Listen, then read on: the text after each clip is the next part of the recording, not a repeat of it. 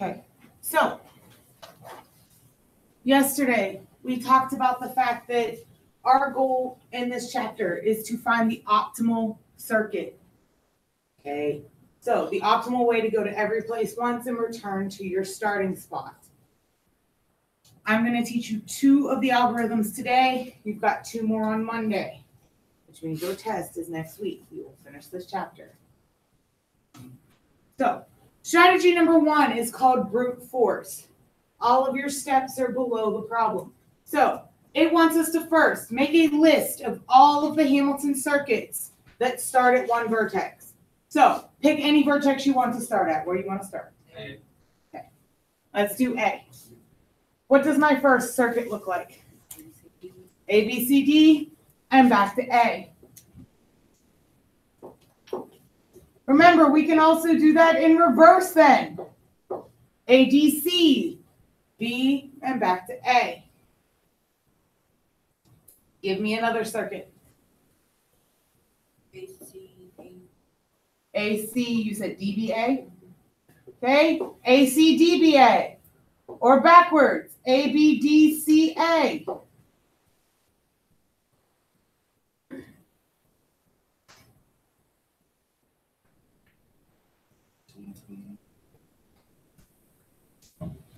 A, C, B, D, A. A, C, B, D, A. And A, D, B, C, A. Are those all of them? And if it is, how do you know?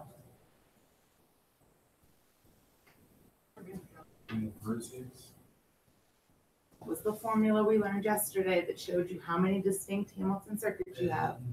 N minus 1 divided by At your edges. 2. Oh. It's N factorial. And not N factorial. Something. It is something factorial. Oh, I'm giving that. Remember, N represents your So vertices. it's your degree. It's your degree factorialized. So, what is the degree of my points on this graph? 3.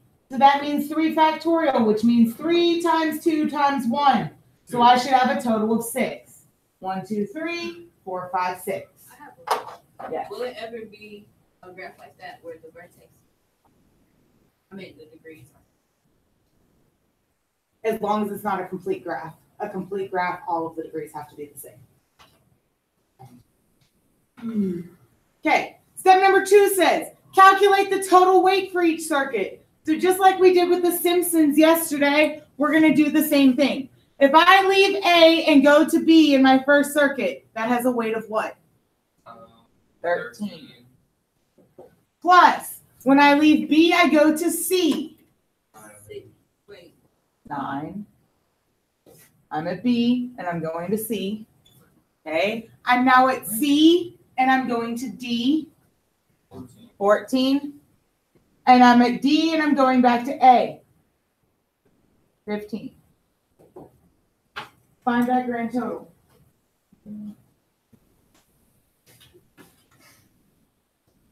How much did you say? 51. Okay. Is it going to be any different if I take the same path backwards? No. No. So your mirror image is the same weight. So the only other 2 we have to do is do these last 2. So we start off with A to C first. 12 goes with A to C. Plus, now I'm leaving C and I'm going to D. 14. I'm leaving D and going to B. 16. And I'm leaving B and going to A. 13. 55.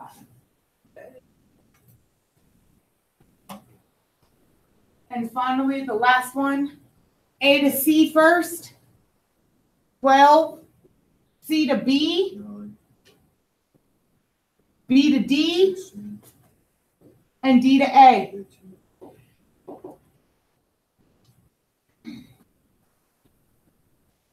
So what? 52. There's step 2. degree says choose your optimal circuit. The first one. The first one. You're done. Optimal means first. Oh, the smallest. You want to find the smallest. Oh, Optimal means you've done it in the smallest amount of time, the smallest amount of distance, or the smallest price. It's the smallest number. Okay. Note, there is always more than one optimal circuit because of mirror images. So you could have given me A, B, C, D, A, or you could have given me A, D, C, D, A, and both answers are correct. So we don't have to put both. No, you only need one. Okay. So, pro to this method, you will always find the optimal circuit, no matter what, because you're giving me all of the options when you write them all out. The problem is, what if I end up with a graph with 7 vertices? What does that mean for my optimal circuits? You're gonna have to do a lot more. Right. If I have 7 vertices, that means I have 6 degrees. What's 6 factorial? Like 126. Or no, Bigger than that. like Hold up. 100. 720. 720. Oh my god. Out of the top of my head. Who has time to do 720 circuits? I don't. Okay. So, brute force is fantastic, but it is lengthy. We got time. No. Nobody got time for that. So you was leaving at 17. So, I would never ask you to do a brute force that was that big. That's insanity. Okay. What's the highest we go, like 5? Your project is 5 vertices with 4 degree of 4.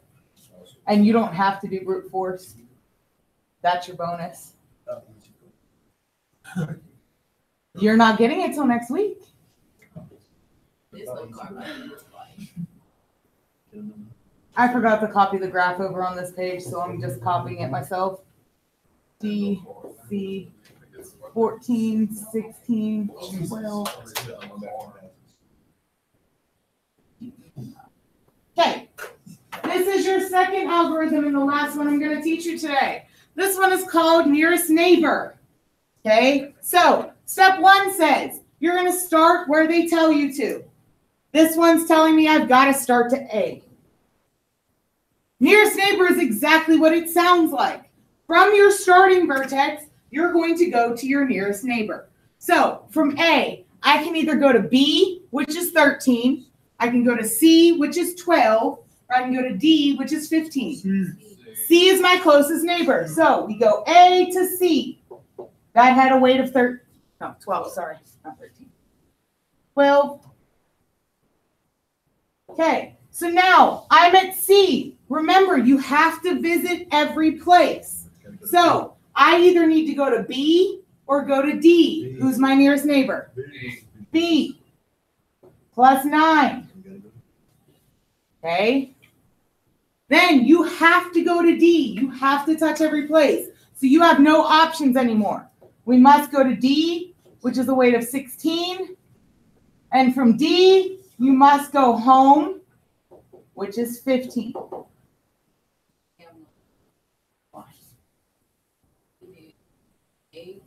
You went A to C. And then you went C to B, because that's your smallest, between 9 and 14. Then you have to touch D. You have to go to every place before you go back home. So you have no option but to cross this way, and then you have to go home. 52. Okay. Said 52. Okay, so what do you see your problem as? It's not the most optimal. It's not the most optimal. Okay, so the pro for this is, wow, this is super easy. Okay, it doesn't take a lot of time, but your problem is you don't always end up with an optimal circuit. Questions? Okay, got a little more practice and we're done. Okay, what we're supposed to do here is a weighted graph can also be represented as a table. So what we're going to do is we're going to take this graph on the right and we're going to make it into a table. So we're going to start A to all of your places. How long does it take me to get from A to B? A to B, 12. A to B to 12. So A and B intersect here. Whoa. I don't know what that just did. It intersects here, so this is 12. I can either go A to B or B to A. So this one here is also 12. Does that make sense? It doesn't matter if I go home to school or school to home, it's still the same distance. Okay? What about A to C?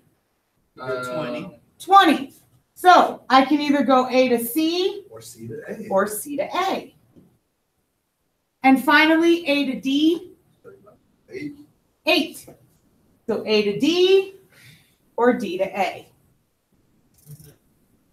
Okay. You're going to keep going. We've already done B to A, but we need to do B to C. 20. B to C is 20. Or C to B is 20. We need to do B to D. 15. Or D to B, 15. We need to do C to D, 17. Or D to C is 17. And finally, oh no, that's it, right? You don't put anything for the Would A it to be A, 1? B to B. Why? Because you There's can't. nothing, there's no There's no distance. distance. You can't Well, do you yourself. There's no distance because what can't I have in these graphs? Loops. Loops. You can't have loops. A to A is a loop. B to B is a loop. So your diagonal is blank. I just spelled that wrong. Diagonal is blank because we have no loops. Okay. We also observed that A to B is the same as B to A.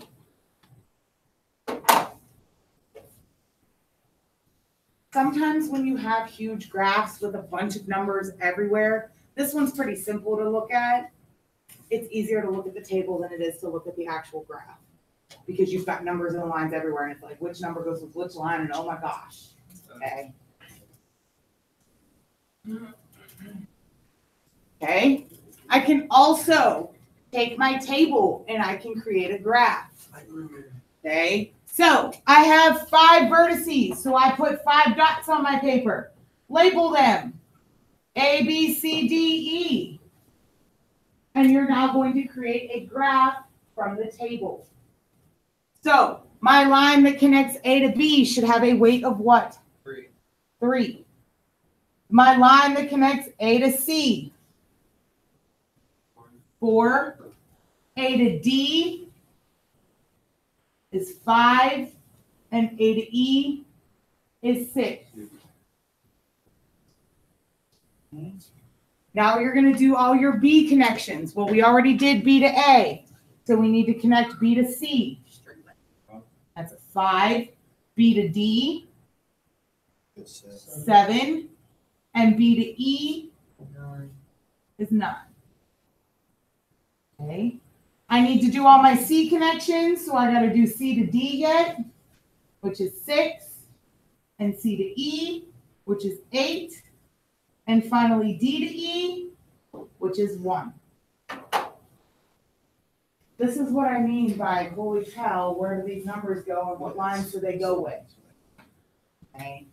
Sometimes it's very difficult, depending on where they put the numbers. So I'm going to show you how to do this from the table.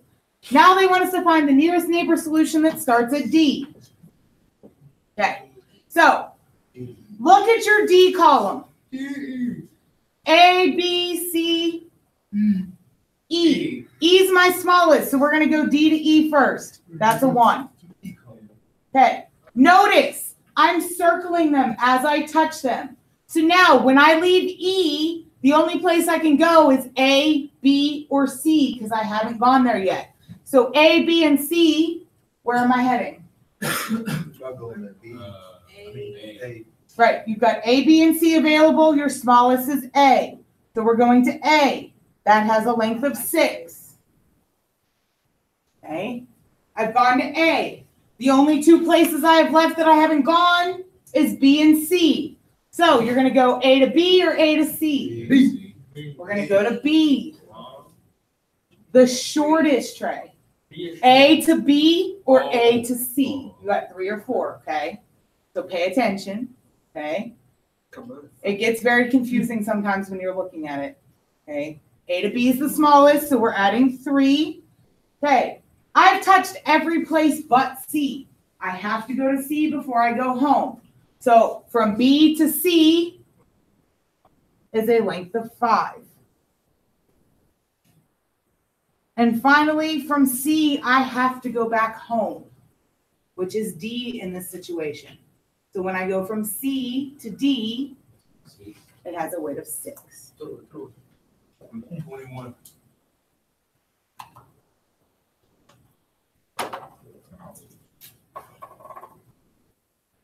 Question. We've got one more problem and we're finished. Okay, so on the last piece for this section, you see this chart or this graph. I'd rather you. It's insane. Okay, number 1 says, does brute force seem practical here? No. No. Why? Too many numbers. It's too. How many do I have to do if I do brute force? Let's see. Wait. 1, 2, 3, 4, 5, 6, 7. 6, 7. We do 720. 720. Good. This is 6 factorial, which means you have 720 circuits. Okay, we're not going to do that. Okay, so we're going to use nearest neighbor. You can either use the table or the graph. What do you prefer at this point? Table. I mean, we can do it with the table and we can do it with the graph. I can do it either way. Yeah, that's. Okay, let's do both. I mean, even though after we do one, we'll know the Right. the other. But that's okay. All right, so it wants us to start at A. So again, I circle them on my table as I go to them. A, take a look at the A column. What's your smallest number? F. F, 15. So we're going to F. F to I can go anywhere but A. So B. your next smallest one is G. I mean G. G. G. G is my next smallest. It's 13. I get it. I'm G. out. Okay, I'm out. What did you just do? Okay, you did the A column. So we went A to F. My smallest one here was 15. Oh, we used F column because we. Right, because now we're at F once we leave A. So now we're at F. Well, I can't go back to A. It's out because we've already gone there. So my next smallest number in that column is 13. So I want to go to G. So now I'm at G. I can't go to F Gotta go to C. or A. So I'm stuck here. Okay, so my next one smallest is C with 28. You gotta go to B. Okay, now that I'm at C, I've got 3 places I haven't visited yet. B, D, and E.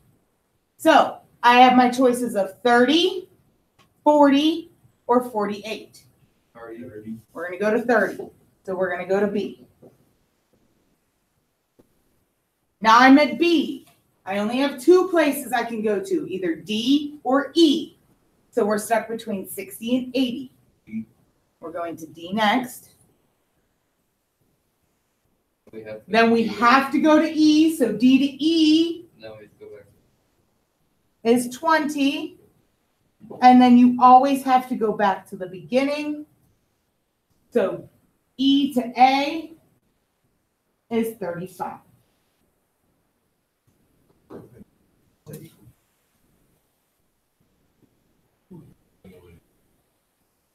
Reset. Wait. Okay. Oh, okay. Talk yourself through it. If you have questions, we'll take them. Fine. I keep forgetting that when you go to a number, you have to start at that column. And you can't just look at one column. and- Right. I get you. Once I get through that, I lost it. Why did we go? Okay. How did you? How Okay. did we go from F to G? Oh, because we looking at F column and I see how you're doing. I don't know how you go from one to another. I see. You're trying to find the smallest number in that column. But it, yeah, man. Boston. So- So how did you go? Well, you went from A to F Okay. because. Hold on. Hold on. Okay, so if you're in the G column, where would you suggest we go? Mhm. But the problem is, I've already been to F. And I can't go back to the same place twice. What's your next smallest one? A. We were already at A, so that option's out new. So then my next smallest one, Oh, 28, so that would take you to C. So process of elimination, you can never go back to the same place twice. Okay, So- that's what I was thinking. I was trying to go back. Right, Would it be better just to cross out the whole entire? No, you can do that too. So if you go, so Natroy is saying if I start at A and it tells me to go to F, well, that means I can't go back to F. So you can literally go like this. You can't go to F anymore. I think that's what I'm saying. Right, yep. And you can cross them out. That's okay too. It does not matter to me. Whatever makes better sense to you. Okay, let's try it from the graph. Granted, the process is going to be the same. We're going to the same numbers, but I want you to see, do you visually like it better this way or better the other way? So we're going to A. From A, you've got a ton of numbers to look at. So you want to look at B, which is 75, C, which is 50, D is 28, E is 35, F is 15, G is 22. G. Okay. Wait. What's Oh. smaller, 15 My and 22? bad, my bad. Okay, so you would go this way first. Now from F, I can't go back to A. So I can either do 13, 40, 30, 35, or 65. 13. We're going to 13, so we're going here. Okay, now I can't go to either one of these points. So now I've got 32, 29, 28, or 50. We're going to take 28.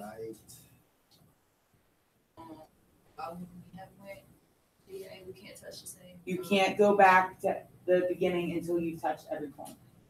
Okay. So now we're at C. I can either go to B, which is 30, D, which is 40, or E, which is 48. B. So we're going to go to B. Now I only have two options. I'm either going to take 60 or 80. 60. We're going to take 60. And then we have to go here because we haven't gone there yet. And then we always go back to the beginning. It does not matter to me which way you choose. You can do it from the table. You can do it from a graph. I don't care. So would that Both be- ways get you the Table, answer. right? So when we get one of these, if we want to do the table, it's not always going to have the table. We make it. You would have to make it. Okay. Question. Or that to be honest. That's all I got for notes today. Go home. For real. Who said?